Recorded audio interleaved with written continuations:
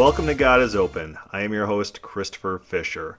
Today on God is Open, we're going to be doing something a little bit more philosophical. We're going to be talking about the nature of time, of a closed future, of an open future. How does that work? What do open theists actually believe?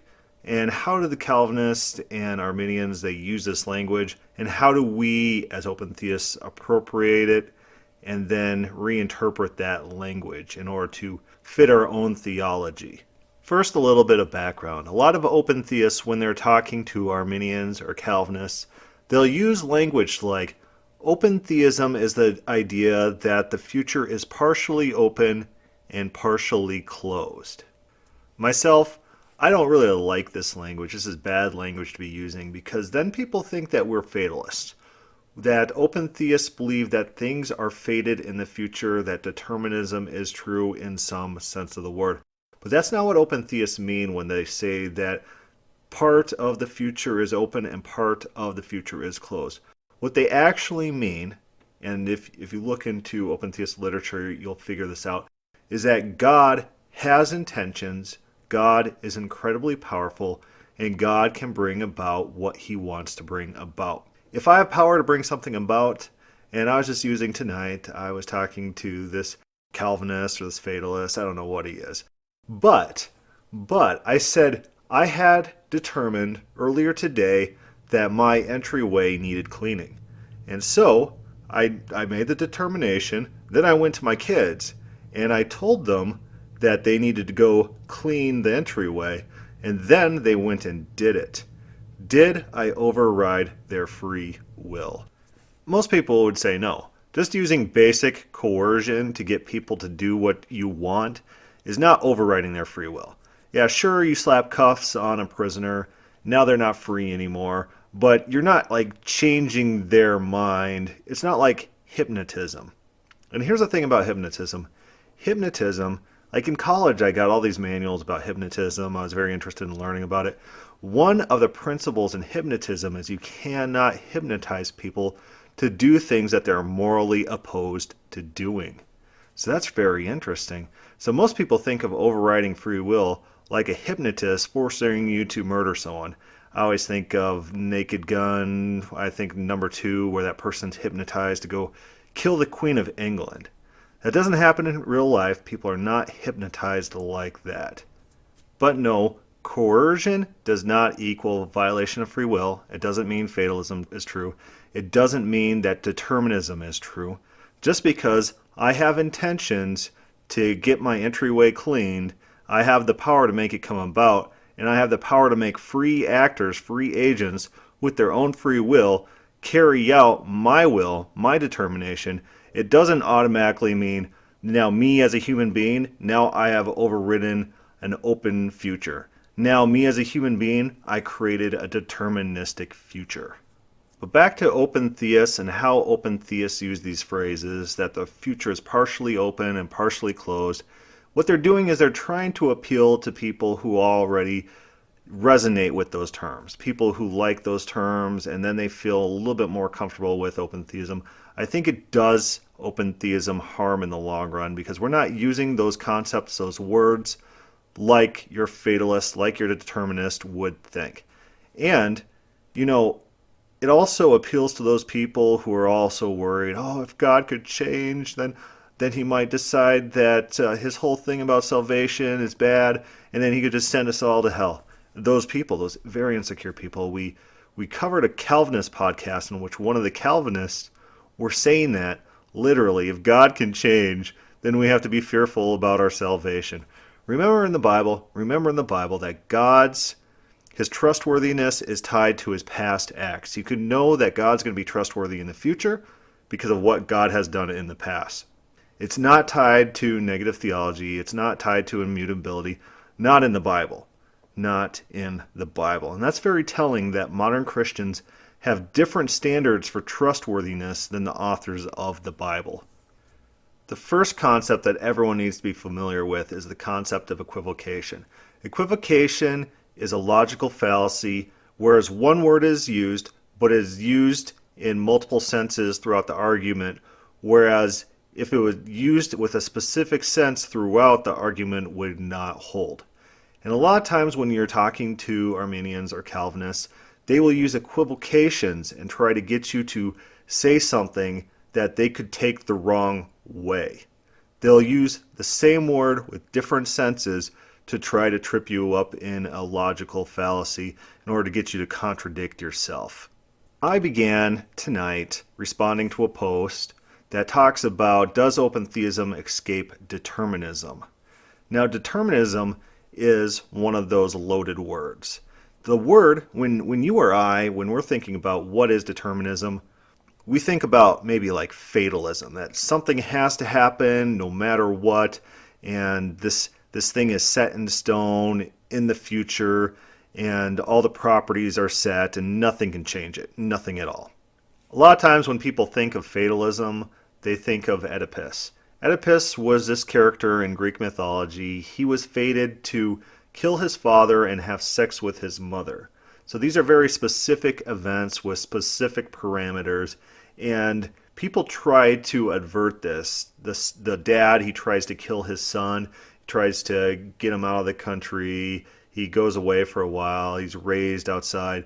And then through a series of coincidences, he gets back to his home country, ends up killing his dad. Sometimes the story is on purpose, sometimes it's an accident. And then he ends up marrying the queen, who is his mother. And then he finds out about this, and then he mutilates himself. You know, that's the classic Oedipus story that people talk about a lot. The Oedipus complex, you know, that the Freudian thing where everyone wants to have sex with their mom. Total nonsense. But it's a popular phrase, it's a popular character, and a lot of people think about fatalism when they think of this story, because this guy, although he tried to avert his fate, was fated to do these actions. That's fate. That's determinism. But we do not find fate in the Bible. God talks about the future, and he talks about the future often. And let's turn to Isaiah 40 through 48. What is the reoccurring phrase? He says, I purposed it, I will do it. I said it, I will bring it to pass. So, God's claims, and it's not even a claim that he's making. He's not claiming, I know the future because I do those things. His claim to Israel is, you know that I am God because I tell you what I'm going to do, and then I do it, and no one has power to stop me. That's how God knows the future. He's not claiming to know the future in some clairvoyant sense of the word, where he sees into a crystal ball and sees the future. That's not the claim. The claim is, I am so powerful that what I say goes, and no one can stop me. But sometimes in the Bible, God changes his mind for his own purposes. God says to Israel, he says, I will no longer save you. In the very next verse, the people cry out. They want his salvation. He changes his mind based on their groaning and decides to save them. That's how God operates. God can change his mind. God is not fated. So this guy on Facebook, he says, doesn't God know some of the future, and hasn't God determined the people in those events to do what they do? And I say, yeah, me too. You know, I do it. And so why not God? I know some of the future and determined what some people will do. Just like 10 minutes ago, it happened right before this. Just 10 minutes ago, I determined my children would clean the entryway. Guess what? I was right. Oh, I was right. My determinism made the future fated, and it happened. So determinism is not the right word for what happened in my case. That I determined that my children would clean the entryway, and then I went downstairs and I told them to clean the entryway, and then they did it. That's not fatalism. That's not determinism. The future is not now broken and closed because I used my power of determination and my power of persuasion and my respect that my kids show me in order to change their preferences to make they preferred to clean because the alternative was less savory than cleaning the entryway. And so I used my powers of persuasion, my coercion, to get free agents to do what I said that they should do. That does not mean the future's fated. No one's going to say that me, Chris Fisher, broke the future and me alone has changed the future into a deterministic, closed future. That's not how these things work. And I love doing this. I love saying yes to their questions, saying, yeah, that's true, and then pointing it back to myself. Yeah, God knows the future. I know the future too. And then you list off various things about the future that you know, which you've already predicted to be true, or things that are pretty easy to predict about the future. That I'm going to die. You know, just a couple podcasts ago, Kerrigan Skelly said, I know my grandparents are going to die. And he's an Arminian, and he's admitting that he, as a human being, has knowledge of the future. It's not a very explicit admittance because he is using the term in the normal sense. And he has to take that term and turn it into an abnormal sense in order to fit his theology. And so here's what I did to this guy. I said, all the terms that you're using, they are not used in these ways during normal conversations. No one says that I don't know the future. No one criticizes me when I say, oh, I know that one day I'm going to die. They're not going to criticize, you don't know that, you won't. Maybe certain Christians who think that the rapture is going to happen soon and end of times, but like no normal person. I could walk down the mall and ask them and say, do I know that I'm going to die? And they would say yes. Like normal people, that's just how people talk.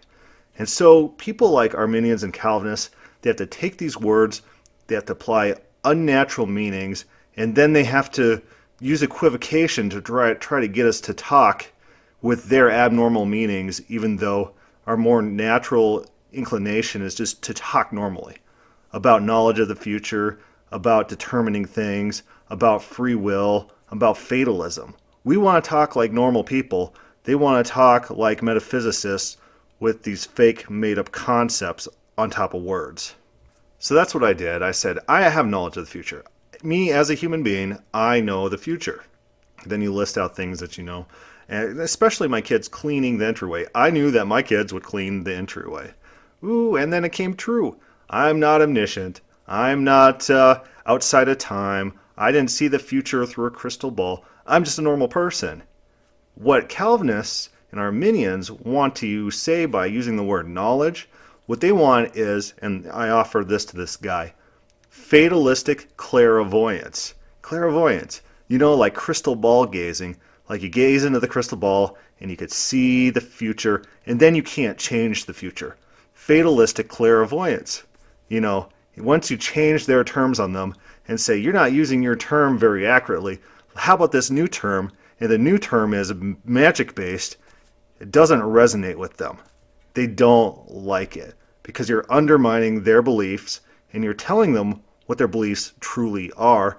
Clairvoyance, crystal ball gazing. I said to this guy, I said, no, God is not a clairvoyant. God's not a clairvoyant.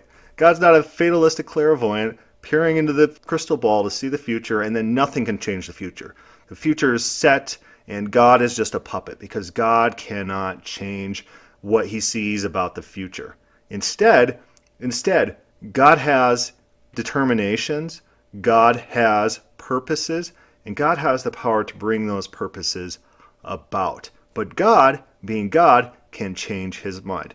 Just like the example that we used in Judges. God can change his mind about the things that he has declared based on changing circumstances. God can do that. And sometimes in the Bible, God changes not due to circumstances, but for his own sake. The guy asked me, what kinds of knowledge does God have of the future? Is it just the type of knowledge that my parents will one day die? No, it's not that. It's anything I have and more. I know that if I walk up to my wife and insult her, she will be mad. It's not very hard to know the future. I know that President Trump implementing a 20% tariff will mean less imported goods into the U.S. I know that. I know in aggregate, everyone's actions in the United States, there's going to be less things bought. I know that in aggregate, people's actions outside of the United States, less things will be imported. I can make predictions because I do have knowledge of future actions, even though I don't know people, I don't know who they are individual. I just know how people act. And remember, in the Bible, Abraham does this. He says, I know if I bring my wife to this city, they're going to kill me and they're going to take her because she's pretty. and I'm not pretty. So they're just going to kill me and they're going to take her.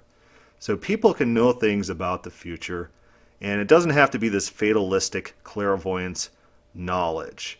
That's a different standard that Arminians and Calvinists want to put on knowledge. It's not familiar to us in normal day conversation. So what this guy wants to do is use equivocation. He says that God knows things in the future, and he wants to claim that this makes the future determined and that people do not have free will. And he says that this in turn means that open theism does not escape determinism. But notice all the uses of his words, how he gets from one to the other. So we need to explore that with him, talk about how he thinks about that, and what are some objections, and now he has double standards. And how I do this is what I do always. I relate it to human beings. I have knowledge of the future. I determine things in the future. So, following this guy's logic, I, as a human being, can make the future fatalistic and closed. God doesn't have to be in the picture. God doesn't even have to exist. Me, as a human being, can make the future closed. And I think that's absolutely absurd. And let's follow through those steps of logic. God knows things in the future because he determines to do those things. I know things in the future because I determine to do those things. God knows that those will happen because he is very powerful. No one can oppose him. No one can stop him at those things. But of course, God could change his mind from time to time. But God promises in some circumstances not to change his mind. So are they fated? For example, eternal life of the saved. Is eternal life conditional? Is it something God's going to change his mind on and just send everyone to hell? No. God has told us, and God points to his character, his past acts, to tell us about his future acts. So since God's not going to change his mind on this, does that mean the future is fated? I would say no. This is a choice by God. God could, if he wanted, choose something else. The only way that God couldn't choose something else is if God himself was fated. God has to be in a deterministic stance in order for the future to be in a deterministic stance. Now this guy will respond and he'll say, well, God now has determined the future and no one can stop him, so God's overriding all of their free will, and these things have to happen, and there's not going to be anything else but what happens. And so I drew a parallel situation. You know, me making my kids clean my house, that might not be the most solid, foolproof thing because, I don't know, maybe a robber comes in and shoots me to death or something like that. But what if, here's what I did. I went to science fiction. What if I got nanobots, and these nanobots, they invade people's bodies, and they send electrical impulses to their muscles, and I send them out, and they invade everyone, they infect everyone on Earth. Now no one can stop them from working because everyone's being controlled by these nanobots, and I force everyone to clean their houses with these nanobots. Me, as a person, did I just make the future fatalistic? Because I determined that everyone has to clean their house. Now everyone will be cleaning their house, what I determined that they will do. And there's no changing my mind because the programming is hard-coded into these devices. So me as a human, take God out of the picture. God doesn't have to exist for this hypothetical. Can me as a person toggle reality from open reality to a closed reality? From the future being totally open to a future being partially open and partially closed. And this is what this guy has to maintain. In open theism, there is some point in the past where God had zero intentions towards human beings. So all these promises that God made, that God doesn't intend to change his mind about, at one point in history, they did not exist. So in this guy's worldview, in this guy's logic, he has to admit that reality has moved from a state of complete openness to a state of a hybrid between closed and openness in open theism. That doesn't get him to escape what he wants to escape. He wants to say that open theism is deterministic, and then he sets up a world in which determinism is not a necessity and is optional, and at one time did not exist. And The system allows me as a human being to make that toggle, to make that switch, to create fatalism. It doesn't work like that. No one in their right mind is going to claim that a human being can make the universe fatalistic. No one's going to say it. Walk and talk to anyone and talk to them about what is fate, what is determinism, and can I, as a human being, turn the world from a non-fated world into a fated world? How does that work? Be as a human being. That's not how fate works. No one thinks about fate like that. No one thinks about determinism like that. But this guy wants to play word games. He wants to force these unnatural definitions of fate and determinism. He wants to force them on God and get open theists into a word game to say that God has created a deterministic, fatalistic world. It doesn't work like that. Some very basic principles. Coercion does not equal fatalism, does not equal determinism. And in one of my articles that I wrote, I talk about Nebuchadnezzar. Nebuchadnezzar was humiliated by God. He was turned into a wild beast, eating grass, being all crazy, and it was to teach him a lesson. Is this determinism? Is this fatalism? Or is this God coercing Nebuchadnezzar? He's giving him a lobotomy. If you give someone a lobotomy, now are they fated? Is determinism true? Is it an overriding of free will? I wouldn't say so. I don't think most people would say so. Maybe some people would say so, that it's overriding free will. But not in the real sense. It's like killing someone. Yeah, killing someone might override their free will, but people just usually take that as coercion, violence, and just oppressing people. Has nothing to do with metaphysics. It has nothing to do with our volition. It's changing our budget set. When you're dead, you can't really choose anything. So you're not really fated or have free will. You might be fated to be dead. I don't know. But normally people don't think about fatalism like that. Coercion does not equal fatalism. Just because I force my kids to clean my house, and I help them too. I'm not like this evil dad who just sits there with a whip and whoosh, whoosh, clean my house. No, I help them too. Just because I coerce my children into cleaning the house, something they don't want to do, I override their preferences. I give them a new budget set. They have different choices to make and different things to consider how they're going to freely choose. Just because I coerce them to do that does not mean now they're fated, have no free will. Just because I have plans, I've determined to do things, I have goals, and I'm powerful enough to achieve those goals, and I'm not going to change my mind on those goals. Just because of all those factors doesn't mean me as a human being can make reality fated. Our plans, our intentions do not equal fatalism. They don't. Neither does God. God doesn't have to have those plans. God doesn't have to have those intentions. And at one point in history, before all of creation, God didn't have those intentions. The world is inherently not fatalistic. That's not what people think about when they think about fatalism. Fatalism is the idea that people have specific events in the future that they have to hit no matter what. And especially when God's saying stuff like, I'm going to save this remnant for myself, I'm going to save this people to myself. None of those people in that group are predetermined. No individual is in that group predetermined. God has a general idea, a general plan sitting out there, and people are welcome to come and go as they freely choose. And remember, we just talked about tariffs, how I could predict actions in aggregate. Yeah, if I start a cult like a Heaven's Gate cult, I could probably get a few people to join up with me. There's millions upon millions of people in the U.S., like 300 million, 320 million people in the U.S. Someone's going to join my cult if I started a cult. It's not hard to predict.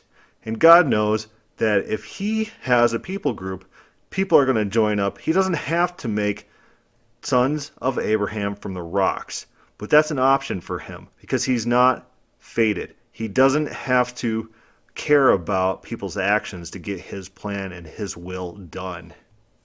Yeah, God knows things about the future. This doesn't make the future closed. This doesn't make the future fated. And I don't like it when open theists use those words, that the future is partially determined. Well, yeah, in a sense, God has made determinations. God has made plans. But it's not the fatalistic notion that the Arminian or Calvinist wants to bring to that, whereas those are like fated events that not even God can change, and 100% nothing will ever happen to change those events, and those are in stone. No force in the world, like Oedipus. Oedipus is fighting against these prophecies, and then he's just forced into this prophecy. That's how fatalism works. So a good strategy when debating, when talking to these people, is redirect them. Draw parallels to things that they would not accept on their own. Hardly any people, this guy said it, he said that human beings can change the world from an open state to a fatalistic state. And that's funny to me. And it's funny to get them to make those admissions. And if they don't make those admissions, force it out of them. Force them to be consistent in their use of terms. Do not let them use terms in a misleading way, in a dual sense, where one sense is used for God and a different sense is used for man. And God, his knowledge of the future, his determination of the future makes the future fatalistic, but not man's. They're going to hold a double standard. Don't let them do that. Don't let them do that. Make them be consistent. We do not allow equivocation. And equivocation is very important to understand. Understand that it's a fallacy and point it out when you see it. People are not very happy when you point out their fallacies, but it makes conversations go a lot smoother because they know that they're not going to get away with these types of sleights of hand. They try to trick you. They try to get little statements out of you that they could quote somewhere else. They want to force you down this path that they have predetermined to try to get you to mess up and go back on what you say. But logical fallacies. I'm going to do a podcast on logical fallacies where I cover all sorts of logical fallacies that are pretty common in debating Christian theology. It'd be useful outside of Christian theology as well. Anywhere in your life, just how you think about what you think about, how you process facts and information, how you make conclusions. Logical fallacies are important. And equivocation is very important as well.